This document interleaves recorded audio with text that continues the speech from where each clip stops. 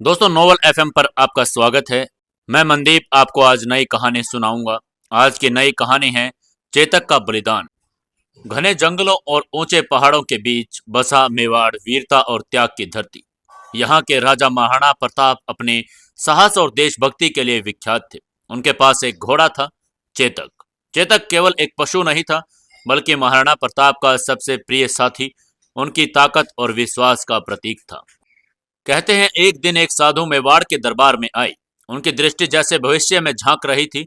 उन्होंने महाराणा प्रताप से कहा, राजन, आपका घोड़ा केवल एक साथी नहीं है, वह आपकी विजय और त्याग का प्रतीक बनेगा।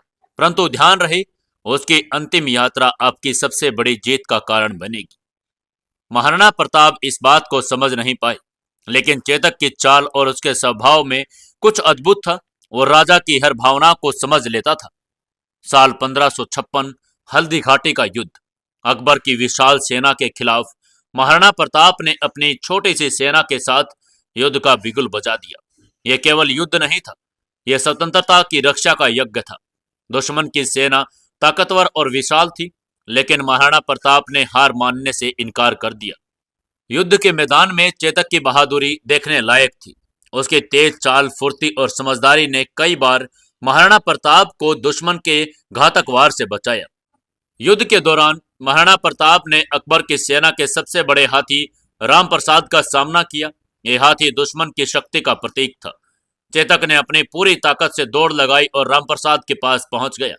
उसने इतना ऊंचा छलांग मारा कि महाराणा प्रताप ने हाथी के महावत को अपनी तलवार से मार गिराया। ये देखकर दुश्मन की सेना में भगदड़ मच गई।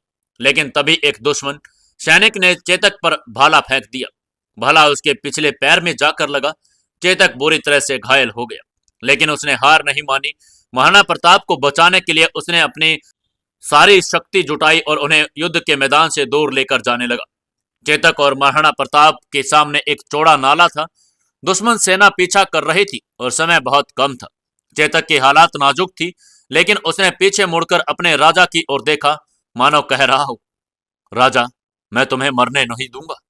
चेतक ने अपनी पूरी ताकत लगाई और घायल अवस्था में भी नाले को पार कर दिया।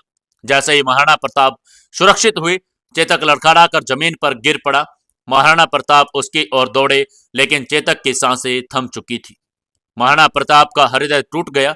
उन्होंने चेतक के सिर को अपनी गोद में लिया और कहा, तूने मेरे लिए अपना सब कुछ न्यौछावर कर दिया चेतक। तेरी वफादारी और साहस को मैं कभी नहीं भूल सकता। उसी क्षण महाराणा प्रताप को साधु की भविष्यवाणी याद आई।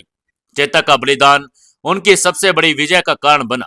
दुश्मन की सेना बिना अपने नेता के पीछे हट गई और महाराणा प्रताप ने स्वतंत्रता की इस लड़ाई में बड़ी जीत हासिल की। आज भी चेतक की कहानी वीरता, वफादारी और बलिदान का प्रतीक है। हल्दी घाटी के पास चेतक का स्मारक बना हुआ है, जो इस अद्भुत घोड़े की याद दिलाता है।